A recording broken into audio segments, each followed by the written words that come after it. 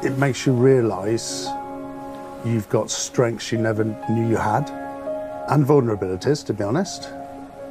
And if you can help one of these young people, then you've done a good job. My name is Sharon. My name is Theo.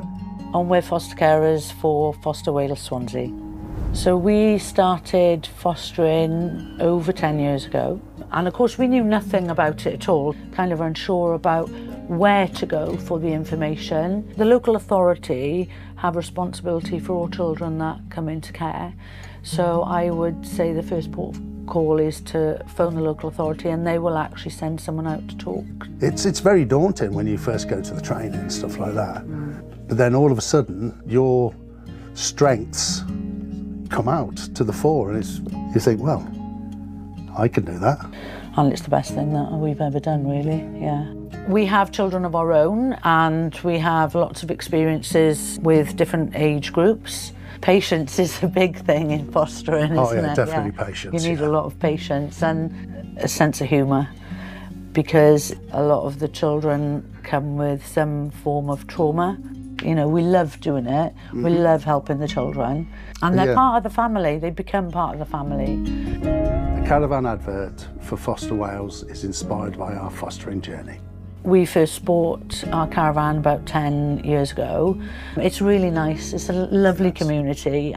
Instead of being kind of on their screens all day, it's holiday, isn't it? Yeah. And they've got freedom. They're always asking, when are we going to the caravan? Yeah. They're almost packing their bags that night, you know, which is my room, which is my room. Yeah. And then it's shown, it's like, whoa, because they know that's theirs. To see them out of their comfort zones. Yeah. And to interacting with the doing other things, they just come out of their shells, you know, and then that helps later on in life. So we have a supervising social worker who is always at the end of the phone. We have a support group, a Facebook group, a WhatsApp group, and that's nice then because you know you've got that support with people who understand. Plus the training is second to none. That was our decision to go with local authority. You know, if you've got a spare room and lots of patience, and love to give, then you can foster.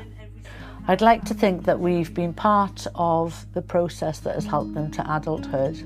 Wow, I'm tearing up thinking about it now. Yeah, no. The 11-year-old little girl that we've got now, if you ask her what she wants to do when she leaves school, her reply has always been, I want to be a foster carer, which is fabulous. That's what it's about. Yeah. Making them feel safe and wanted. Secure, loved. Yeah.